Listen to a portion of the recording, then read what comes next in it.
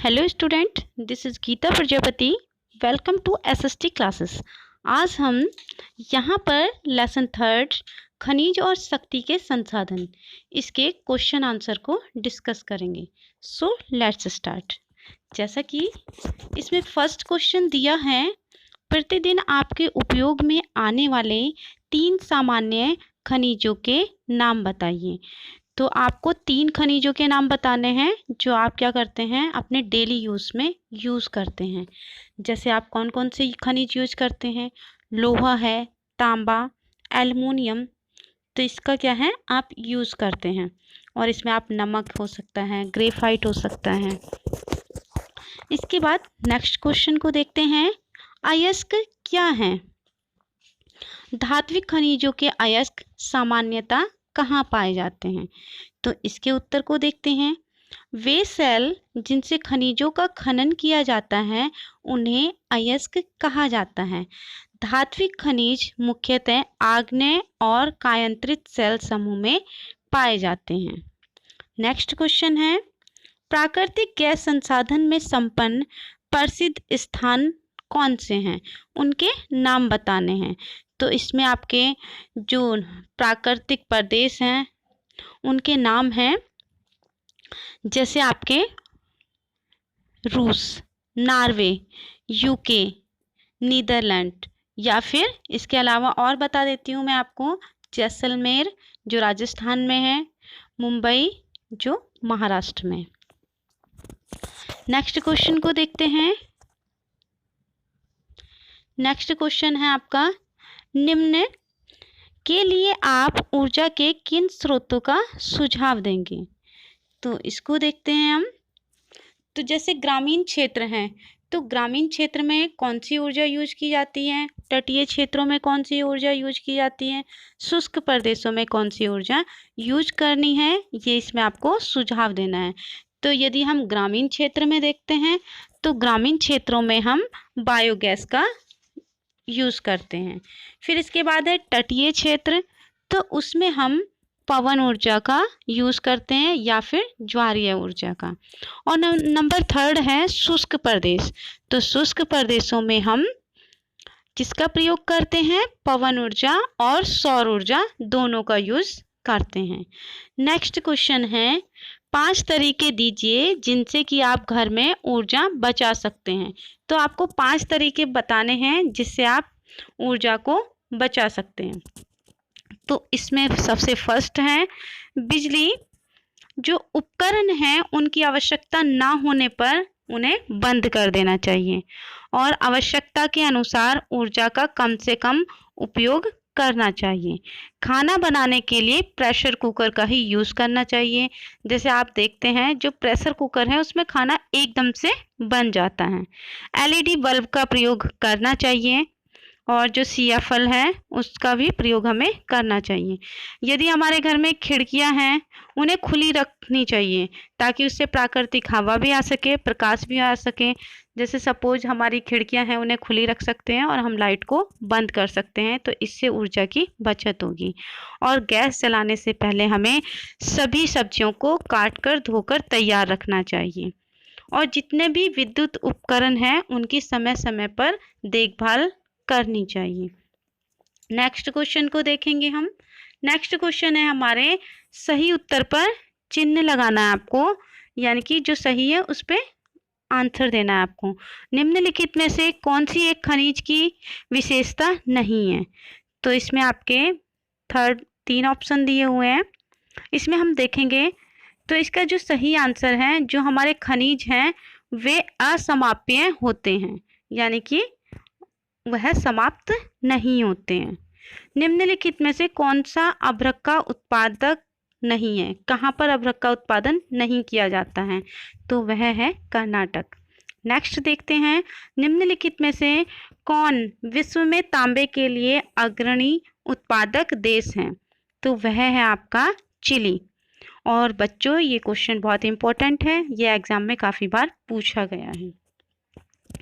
Next देखते हैं, निम्नलिखित प्रक्रियाओं में से कौन सी आपके रसोई घर में द्रवित पेट्रोलियम गैस एलपीजी को संरक्षित नहीं करती है? इसमें ऑप्शन दिए हुए हैं आपके 4, तो इसमें से आपको बताना है। तो इसमें है खुली कढ़ाई में कम ज्वाला पर भोजन पकाना। अब नेक्स्ट क्वेश्चन को डिस्कस करते हैं। कारण बताइए। तो आपको कारण बताना है।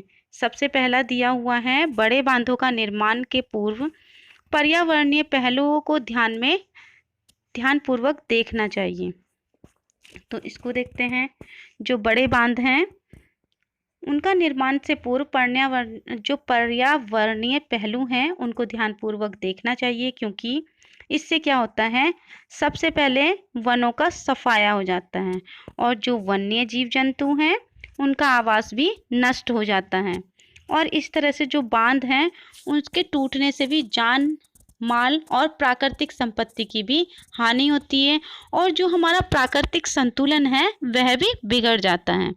और पॉइंट देखते हैं तो हम देखते हैं कि जो बड़े पैमानों पर वनों को काटा जाता है, बहुत बड़ा क्षेत्र जलमग्न हो जाता है और स्थानीय स्तर पर भूकंप और भूस्खलन का खतरा बढ़ जाता है। नेक्स्ट क्वेश्चन को डिस्कस करते हैं। इसको देखते हैं। अधिकांश उद्योग कोयला खानों के पास केंद्रित होते हैं, ऐसा क्यों? कारण बताइए। तो इसको हम देखेंगे, इसके पॉइंट्स को डिस्कस करेंगे। अधिकांश उद्योगों को चलाने के लिए शक्ति के साधन के रूप में कोयले का प्रयोग किया जाता है। तो जो कोयला है वह एक भारी खनिज है, ईंधन के रूप में प्रयोग किया जाता है, जिससे परिवहन में अधिक समय तथा अधिक खर्च लगता है। कोयला बहुत से उद्योगों में कच्चे माल के रूप में प्रयोग किया जाता है। जो कोयला है वह शक्ति के साधन के रूप में उद्योगों की मांग को पूरा करता है। कोयला एक भारी खनिज ईंधन के रूप में यूज किया ही जाता है। नेक्स्ट क्वेश्चन देखते हैं। बहुत ही इंपॉर्टेंट क्वेश्चन है, एग्जाम में काफ़ी बार पूछा भी गया है। पेट्रोलियम को काला सोना क्यों कहा जाता है? तो इसके जो कारण है वह देखते हैं। नंबर 1, पेट्रोलियम तथा उसके उत्पादकों की भारी मांग है। क्या है? उसे बहुत ही ज़्यादा महत्वपूर्ण है, वह उसकी बहुत ज़्यादा मांग है और परिवहन तंत्र पेट्रोलियम के उत्पादों पर भी उत्पादक इस पर ही निर्भर हैं और यह बहुत ही मूल्यवान है। इसीलिए मूल्यवान होने के कारण ही इसे काला सोना कहा जाता है। अगले प्रश्न को डिस्कस करते हैं। हम देखते हैं, आखनन पर्यावरण चिंता का विषय हो सकता है। तो इसके क्या क्या रीजन है? तो इसको देखते हैं। जो आखनन है वह खुले गर्त वाली खनन क्रिया जिसे धूल बड़े स्तर पर पर्यावरण में फैलती है, जिससे प्रदूषण होता है और इसके और भी बहुत से कारण हैं। धूल और धुआं वायु प्रदूषण फैलाते हैं और आखनन खुले गर्त वाले खनिजों में किया जाता है, इससे भूमि प्रदूषण होता है। और जो आखनन है, आखनन से वनस्पति आवरण को भी हानि पहुंचती है और इसके परिणाम स्वरूप जो हमारा पारिस्थितिक संतुलन है वह बिगड़ जाता है। सो स्टूडेंट, अब आगे और क्वेश्चन देखते हैं। इसमें है, निम्नलिखित में अंतर स्पष्ट कीजिए। तो आपको अंतर स्पष्ट करना है परंपरागत तथा गैर परंपरागत ऊर्जा के स्रोत के बारे में। तो इसमें पहले हम देखते हैं परंपरागत ऊर्जा के स्रोत, फिर हम देखेंगे गैर परंपरागत ऊर्जा के स्रोत। आप इसे इस तरह से भी कर सकते हैं, इसे 2 पार्ट में डिवाइड करके 2 बॉक्स बना के उसमें भी कर सकते हैं। जैसे अब परंपरागत स्रोत के बारे में देखते हैं। जिन स्रोतों का उपयोग मनुष्य अपनी ऊर्जा की आवश्यकताओं की पूर्ति के लिए लंबे समय से करता चला आ रहा है वह परंपरागत स्रोत होते हैं। और गैर परंपरागत स्रोत को देखते हैं। तो इसमें देखते हैं कि जिन स्रोतों का उपयोग मनुष्य अपनी ऊर्जा की आवश्यकताओं की पूर्ति के लिए परंपरागत ऊर्जा स्रोतों को विकल्प के रूप में प्रयोग करने लगा है वह हमारे गैर परंपरागत ऊर्जा के स्रोत हैं। इसी तरह से सेकंड पॉइंट को देखते हैं। इन स्रोतों का भंडार सीमित है तथा ये अनवीनीकरण ऊर्जा के स्रोत हैं। और सेकंड पॉइंट देखते हैं गैर परंपरागत ऊर्जा के स्रोत में, तो इन स्रोतों का भंडार सीमित नहीं है और ये नवीनीकरण ऊर्जा के स्रोत हैं।